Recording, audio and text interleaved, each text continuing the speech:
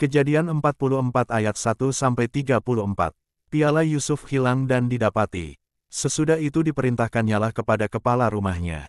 Isilah karung orang-orang itu dengan gandum, seberapa yang dapat dibawa mereka, dan letakkanlah uang masing-masing di dalam mulut karungnya.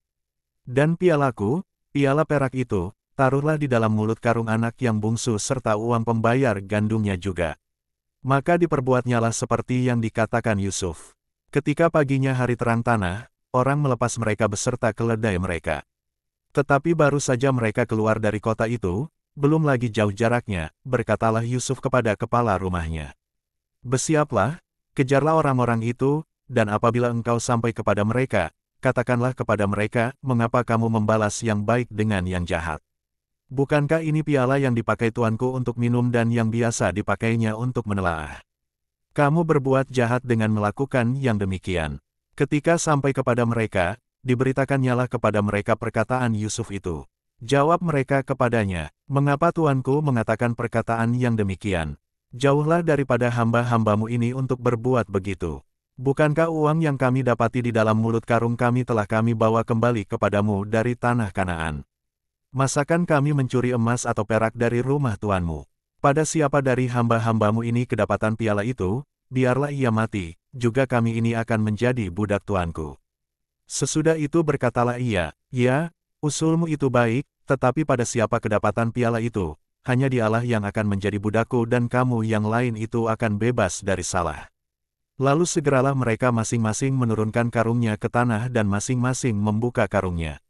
Dan kepala rumah itu memeriksanya dengan teliti, ia mulai dengan yang sulung sampai kepada yang bungsu, maka kedapatanlah piala itu dalam karung Benyamin.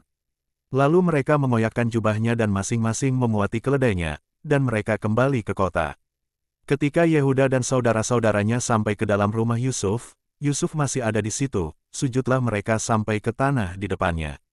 Berkatalah Yusuf kepada mereka, perbuatan apakah yang kamu lakukan ini? Tidakkah kamu tahu, bahwa seorang yang seperti aku ini pasti dapat menelaah? Sesudah itu berkatalah Yehuda, apakah yang akan kami katakan kepada tuanku? Apakah yang akan kami jawab, dan dengan apakah kami akan membenarkan diri kami? Allah telah memperlihatkan kesalahan hamba-hambamu ini. Maka kami ini, budak tuankulah kami, baik kami maupun orang pada siapa kedapatan piala itu.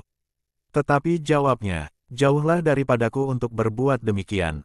Pada siapa kedapatan piala itu, dialah yang akan menjadi budakku, tetapi kamu ini, pergilah kembali dengan selamat kepada ayahmu.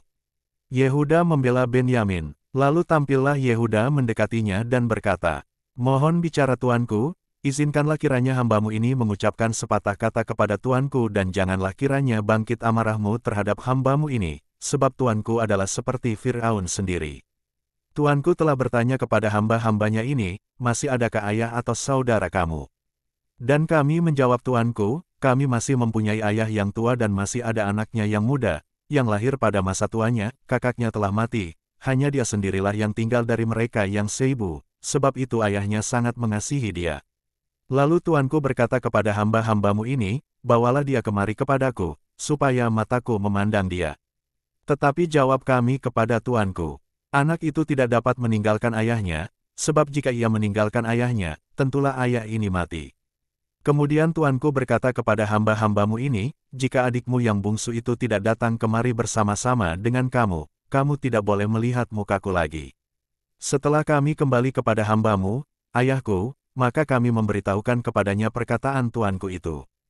Kemudian ayah kami berkata, kembalilah kamu membeli sedikit bahan makanan bagi kita. Tetapi jawab kami tidak dapat pergi ke sana. Jika adik kami yang bungsu bersama-sama dengan kami, barulah kami akan pergi ke sana, sebab kami tidak boleh melihat muka orang itu, apabila adik kami yang bungsu tidak bersama-sama dengan kami.